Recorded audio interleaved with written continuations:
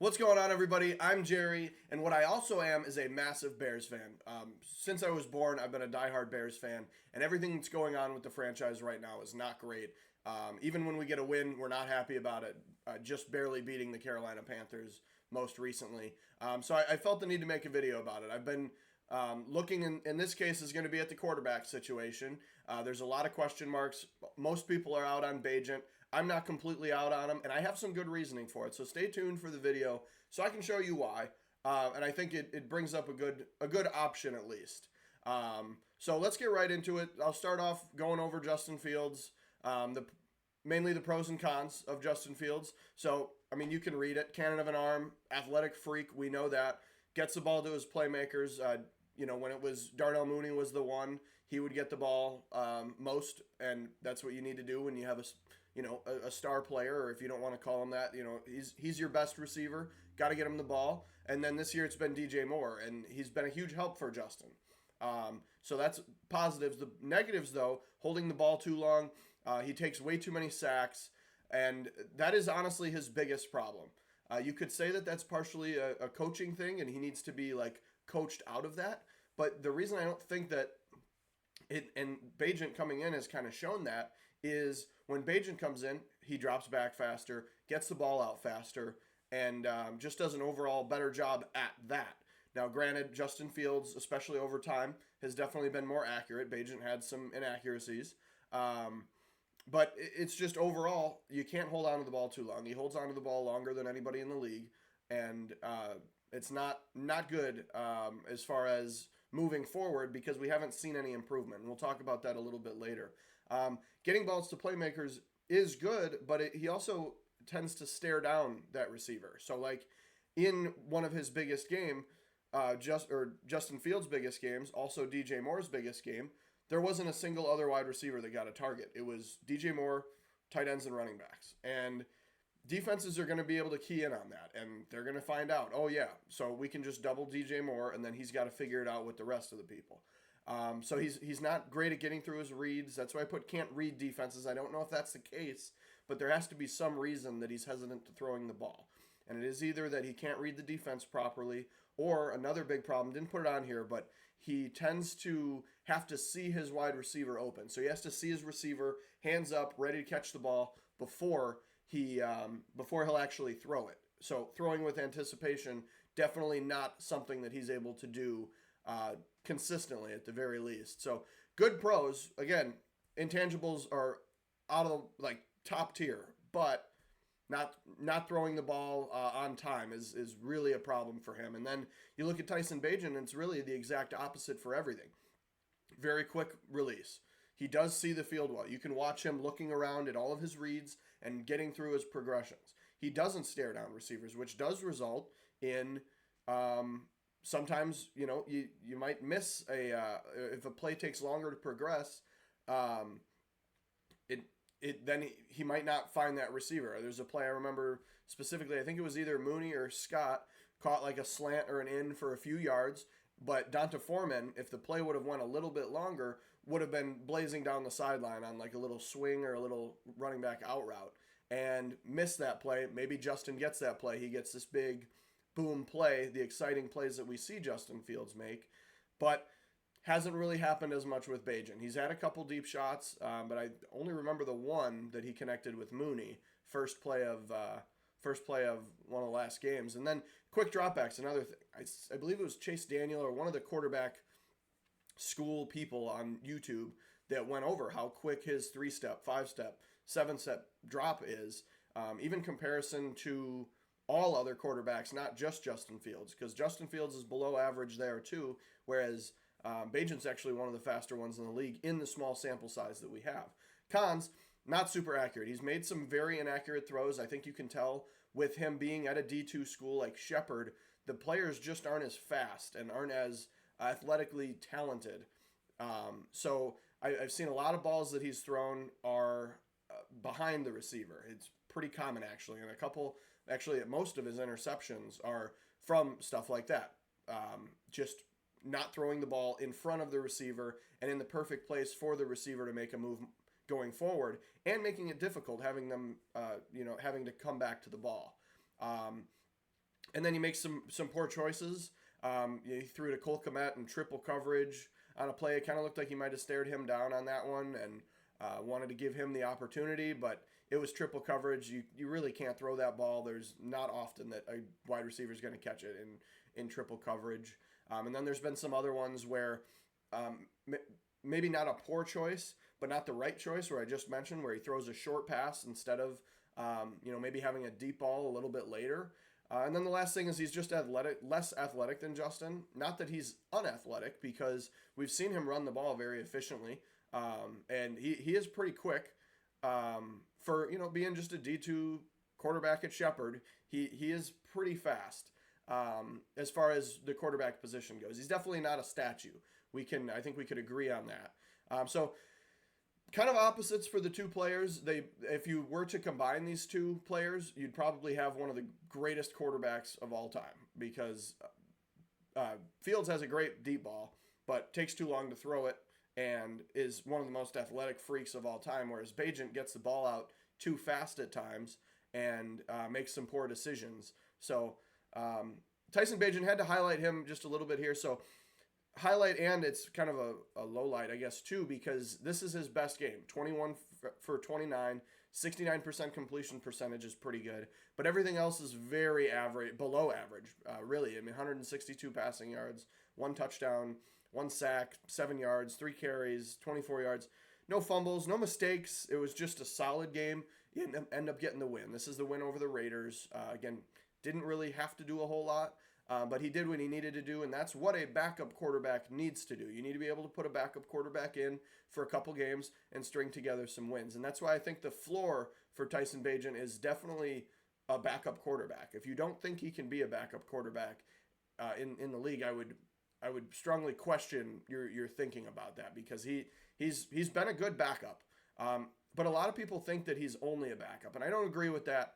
So we'll move on to Justin Fields. Let's highlight Justin Fields. So these are his 3 best passing games ever. You look in the first game, about a 50% completion percentage. 282 is nice. 4 touchdowns, no interceptions. That's huge. But you also see, this is what I talked about earlier, 8 for 230, 3 touchdowns, 130 yards a yak. If you remove that from Justin Fields' stats, which you can't, because he's the one that got him the ball. He got the ball. He's the playmaker. You need to get him the ball. But you're looking at like 7 for 14, 52 yards, 1 touchdown. And again, you can't take that away from him. That's a bad way to look at it, because he did throw those balls to him and he did do that. But if you look at 130 yards a yak, DJ Moore was a huge part of that. And if the Commanders would have been able to stop DJ Moore, doesn't look like much would have happened in that game. Not that it would have been a loss or anything. They won 40-20 in that game. But just kind of showing, again, one of 3 best games. A lot of it was DJ Moore. Next game, we have 25 for 35, 335, 4 touchdowns, 1 interception, 4 sacks. And DJ Moore was not the brute load of the work. You see 8 receptions for 131, 1 touchdown, only 26 yards after the catch. And, he was only getting a third of the receptions in this game. So spreading the ball around more. This is probably one of his better games. Unfortunately, because of our bad defense, they allowed Denver to 31 points, and we lose 28-31. And then the last game I was highlighting was December 12th, 2021. This is his rookie season, playing against Green Bay. Not a great game, but I put it. But 18 for 33, 224, 2 touchdowns, 2 interceptions, 2 sacks, 9 carries for 74 yards is nice. But a fumble, 1, and he lost it too. Not good. But the other reason that these 3 games are in here is these are the only games in his career where he's had 200 passing yards and more than 1 touchdown.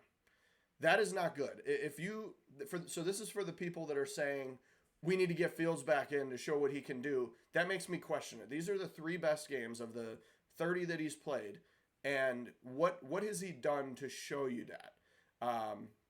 At least passing the football. That is what the quarterback needs to do. Having the running element is huge, but these are his 3 highest passing games. He actually has a game where he rushes for more yards than, like, I think if his rushing yards in that game was passing yards, it's like 5th or I think it's 5th on the list of all of his yardage games. And we'll talk about that. So we got the rushing yards. I'm only going to talk about the rushing. I put the other stats there. You can see 10 carries for 103 yards, a touchdown, 2 fumbles, no lost. And then we lose to the 49ers. 22-33. I also looked at all these games and I looked at the end. How did Fields do in under pressure when he needed to come back and make a win? And so they scored that what should have been to tie up the game. It was going to be 23-23 tie game, but then Cairo Santos misses a field goal. Pretty much the whole team loses momentum for whatever reason. And then the 49ers go on to score a touchdown and a field goal. And instead the Bears just have 22, and they can't put it in the end zone. So there was I want to say there was like 12 or 14 minutes left in the game when Cairo Santos missed the field goal. So you still have a whole quarter to just hold San Francisco back. Even if you just hold them to 2 field goals, you could then tie it with a touchdown. Weren't able to do that. In crunch time in the fourth quarter, Justin Fields was not able to come back, despite, again, allowed 33 points, your kicker's missing a field goal. Can't have that. Next, we have 15 carries, 178 yards, no fumbles. This is another game. And you look at all these games, there's 30-plus points. So the defense needs to do their job.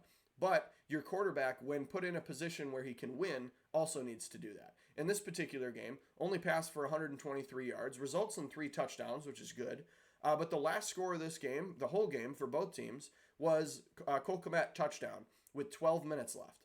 So he had 12 whole minutes to just get a field goal to tie it to go to overtime, or just to, even to score a touchdown and win the game. The defense held up in the whole fourth quarter, and Justin Fields was not able to make the comeback. Again, it's a tall ask for a quarterback to have to score, or not a quarterback, but the team to have to score 35 points under the quarterback. So again, I mentioned the 30 points in every game, not good. Defense still needs to play better, which they have been this year, and I get that would be why you would need to see him. But the next game, 13 carries, 147 yards, 2 touchdowns, and a fumble. Another loss to Detroit. This one, so Detroit in this game, Bears in this game went up 30-24. Should have been 31-24. Cairo Santos misses a field goal. They lose some momentum.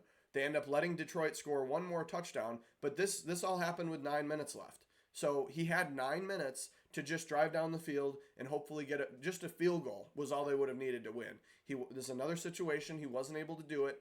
And again, you can't blame, I'm not blaming the quarterback here, but you also have to look at the situation and say, can he win, or can he do what's needed to and win the game? And I want to say Justin Fields is like, I think it was 1-9 when down by 1 in the last few minutes or whatever. He hasn't really put any game-winning drives together before.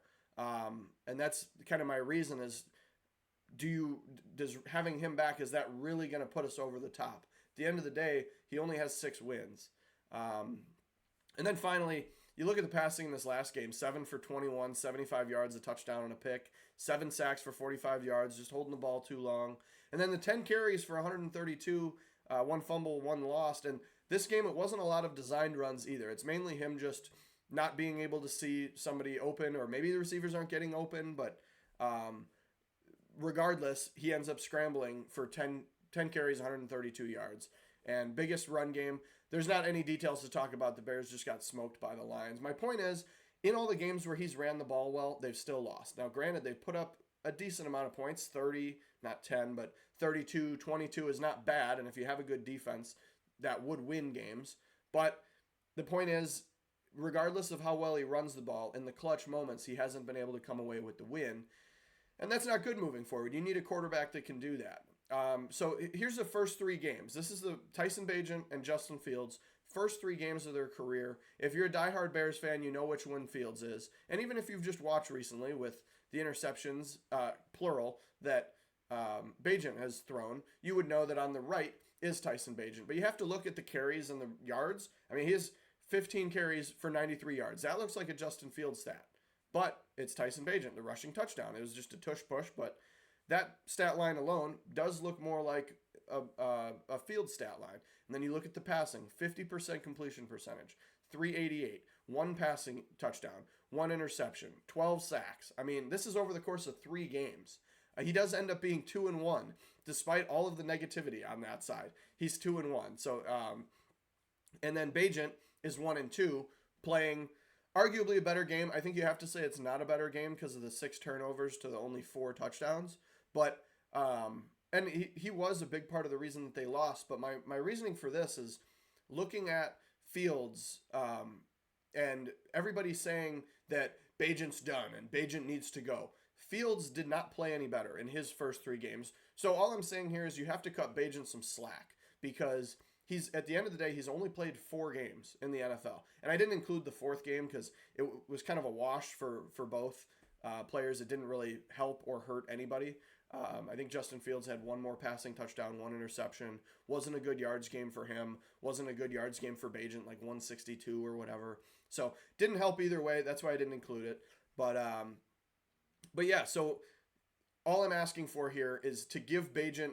I think Bagent deserves a chance, and I think it's only fair with how he's played. So let's move on to the bad. This is the worst game of each player, and this for Justin Fields. It was also shortly after these first 3 games, so it was like 7 or 8 games into the season where he has this bad game. Now, which game would that be?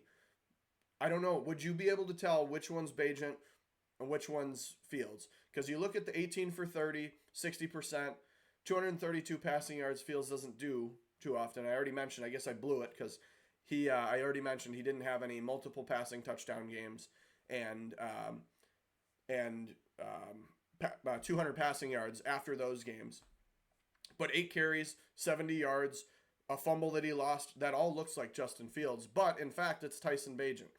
And that's Tyson Bagent against the Saints, where they had the whole 4th quarter. The defense just completely locked up the Saints. And Tyson Bagent was given multiple opportunities to win the game, and he couldn't do it. So you have to keep that in mind. He also was the reason that they were in a position to win that game against the Saints team that I think everybody thought they were just going to lose against because, they have a backup D2 quarterback playing up against one of the better defenses in the league.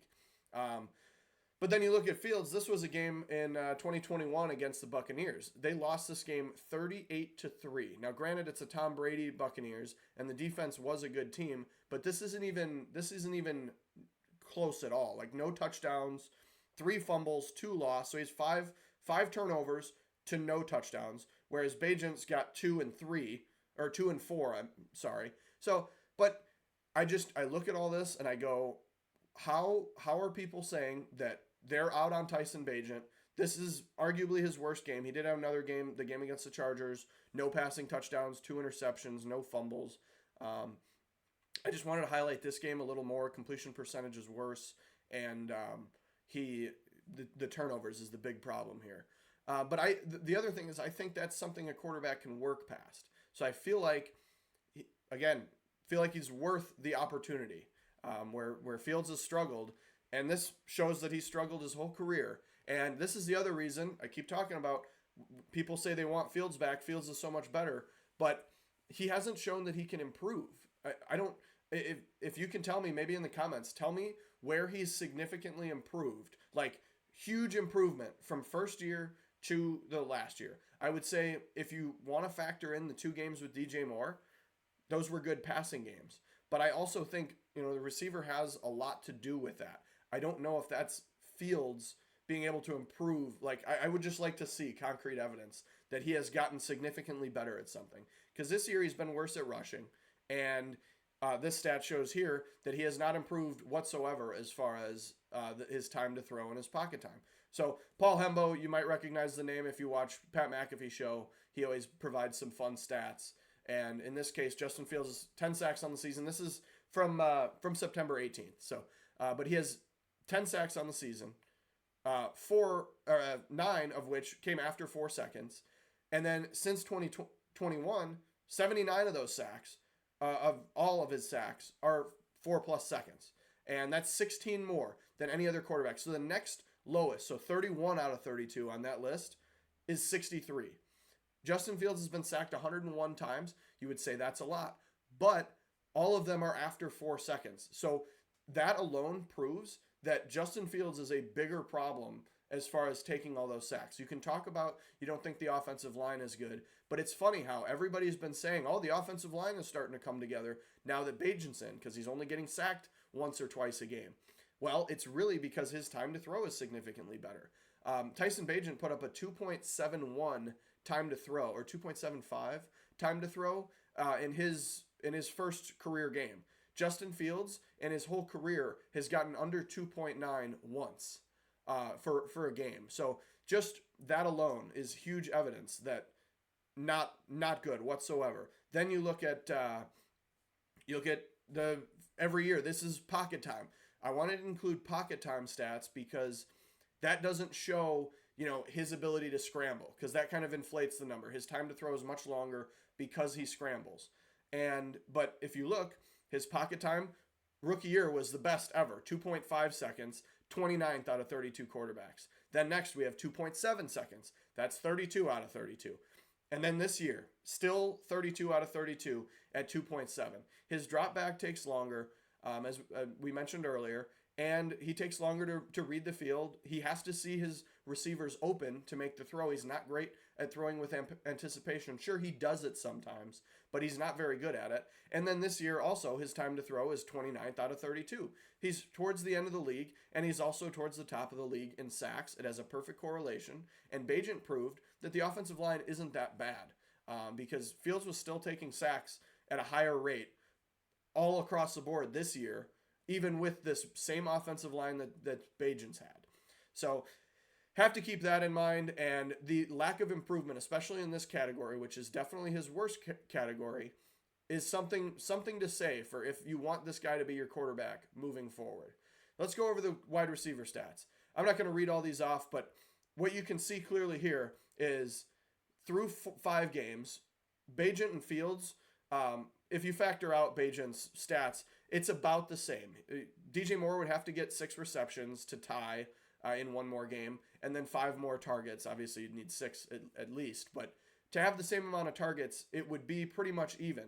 But look at how much more he's targeted the other receivers. And part of that reason is a lot of Justin Fields' drives do result in 3 and outs or very short drives, and a lot of times it is because of maybe there's a holding penalty, maybe there's a false start, but Bagent's had to deal with that too, but his ability to dink and dunk the ball down the field has allowed to get more first downs and actually just more pass attempts out in 4 games versus the 5 for Justin Fields. So you see, in 5 games, he's targeting all other receivers. This is not, I didn't just highlight Mooney. This is all the other receivers 5 times a game to other receivers. Whereas DJ Moore alone is getting, 8 targets a game? So that needs to be spread out a little bit more evenly. And I actually like the spread that Bagent has. And if you look at the stats too, of course, you have to say, well, why is DJ Moore doing so much better with Justin Fields than Bagent? I think it's also that quick throwing. DJ Moore has gotten a lot of his yards on go routes this year, and Fields just throwing it up to him. We've said we don't think Bagent has a strong arm of Fields, and I know that to be true, but I don't think he has a weak arm or a noodle arm or anything. I think it's competent to where he could make it work. And then you move on to Fields to only 13 receptions through 5 games. What is that? 2.5 receptions a game to all other receivers. We have Darnell Mooney, who was a 1,000-yard receiver at one point. Equanimeous St. Brown isn't great, but filled in fairly well last year with all the injuries we had to deal with. And then Tyler Scott has looked really good, but he hasn't gotten he hasn't really gotten targets from Fields. I'm looking at my notes here. So yeah, so far Tyler Scott has been targeted 6 times by Justin Fields this year. He has 3 receptions for 20 yards. Where Bagent, he has been targeted I didn't even count. I didn't change the stats for last game, but he's been targeted a lot more. In 3 games, Tyler Scott was targeted 11 times and had 5 receptions. So that alone, I think he needs to spread the ball around there more. Wanted to highlight that because he's been staring down DJ Moore, and it's evident that DJ Moore is a star and needs to get the ball more. But It's, for me, happening a little bit too much. And right now, Bagent has a better win loss ratio, or just more wins in general than Fields this year. So I hope Fields can turn it around. But this is just more the reason. Again, I don't want this to be promoting Bagent, saying that Bagent is better. I'm just trying to give a reason for why he deserves a chance, and why the whole city of Chicago being out and like, oh, it was a fun story, but he needs to be out of there, is kind of ridiculous. So had to highlight all that. We have to move forward though, looking at the futures of the quarterbacks. So you have three choices. You can go Justin Fields, you can draft a quarterback, or you could move forward with Tyson Bagent. I don't think moving forward with Tyson Bagent at this point is a good choice. I do think Fields should come back. And at the end of the day, the perfect world scenario is Fields comes back, looks good for the rest of the season, and turns out to be our franchise quarterback. If he does that, you're going to have a huge question in the coaching staff, because it seems like middle of last year we have been calling for the coaches' names. Fire Eberflus, fire Luke Getsy, get them all out of there. The offense is horrible, the defense is horrible. Well, the defense is starting to come together. The defense has been playing well these last few weeks and is a big part of the reason that Bagent is 2-2 right now. So if Justin Fields plays better and the defense is better and they're winning games, you almost have to keep Flus and Getsy. And the other side of that coin, if you fire Flus, you're giving Justin Fields now has to learn a fourth or a third offense, and he has to go through with a whole new coaching staff. He'll have 1 year, and then he might get a fifth-year option, and it makes the decision very difficult, especially because you're going to have a high pick in this draft, where it makes a lot of sense to draft a quarterback. So it makes it a very tough decision. Then, if you're drafting a quarterback, even if the Bears' defense does look better, I personally don't think the Bears will win a Super Bowl under Matt Eberflus. The ultimate goal is to win a Super Bowl. So if you think that you aren't going to win a Super Bowl under Matt Eberflus, I think you should want him out. And that's where I'm at. So I don't really want him there. So if you draft a quarterback, it's better. It's definitely going to be better to have a new coaching staff. That, for me, is kind of the perfect world scenario just for the Chicago Bears in general, where they start off, they select a coaching staff in the offseason, and then that coaching staff through seeing the scouting quarterbacks, the prospects, they select the quarterback they want. The Bears have not done that in a long time. Trubisky was a John Fox pick. Fields was a Matt Nagy pick. And it's not great for a quarterback to have to be with a coaching staff that wasn't the ones that selected them. And then you look at Bagent. In this fantasy land where Bagent were to start the rest of the year, I'm going to reveal my thoughts on this. I do think that Justin Fields, if you're keeping Justin Fields, I think you have to keep Matt Eberflus. If you're drafting a quarterback, I think you have to go with a new coaching staff. And again, my first priority is a new coaching staff at this point. I think you could, with Justin Fields, go on to a new coaching staff. Just doesn't seem right to me. And then Tyson Bagent, I'm kind of iffy. I still feel like we don't know. I think, so let me put together this scenario. So let's say instead we decide to start Tyson Bagent the rest of the year. So people are saying, oh, well, you have to see what Fields is. For me, I feel like I've seen what Fields is. And Fields is going to have to do too much the rest of this year for me to believe that he's the franchise quarterback. Because right now the defense is playing better. So if he doesn't win, what do we have, 7 games left? If he doesn't win like probably 5 out of those last 7 games, I would probably still be out on him, even if he's playing better. You have to be able to win games at quarterback. I don't think Bagent's proven that he can he can do that. But looking forward, I don't think you want to go with the coaching staff. Justin Fields should likely be out, meaning this offseason you would probably have to trade for him. If you're drafting a quarterback, it's very likely you would have to trade Justin Fields this offseason. So if you're doing that, what is the point of playing him the rest of the year? So if you play Bagent, this is where you kind of get a better, it's more of a win-win than a win-lose to me. I don't want to say I'm out on Justin Fields, but the ice is very thin with Justin Fields. Whereas with Bagent, he could show opportunity to improve. The scariest part of starting Bagent the rest of the year would be he plays really well, and then Flus and Getsy stay around, and then we just have Tyson Bagent, because that to me does not sound good. But if the defense is playing better and Bagent is showing improvement and development as Justin Fields hasn't, I think that's a positive situation moving forward. And you could still draft a quarterback. Even if Bagent does well, let's say they still, nope, they hate the coaching staff. They get rid of the coaching staff. They get a new quarterback. They get their pick at they get their pick at a quarterback. Then you have Bagent as a viable backup. And if Bagent does bad, oh well, you still just draft a quarterback. But if you make the choice to put Bagent in for the rest of the year, then you are already telling your hand that you are out on Fields.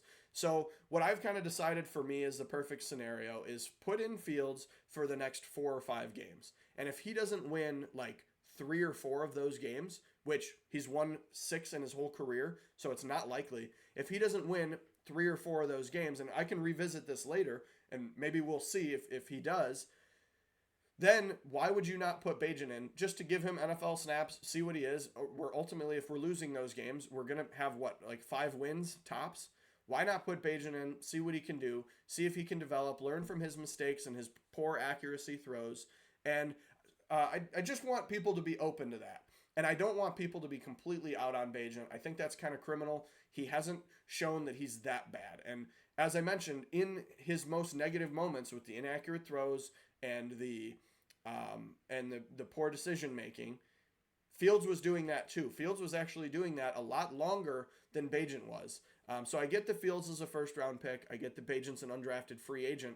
But at the end of the day, they're both just quarterbacks. And I feel like Bagent deserves to see more of what's going on. And I think the only way that he doesn't deserve another chance is if Fields plays lights out the rest of the year and wins pretty much all the games that he plays.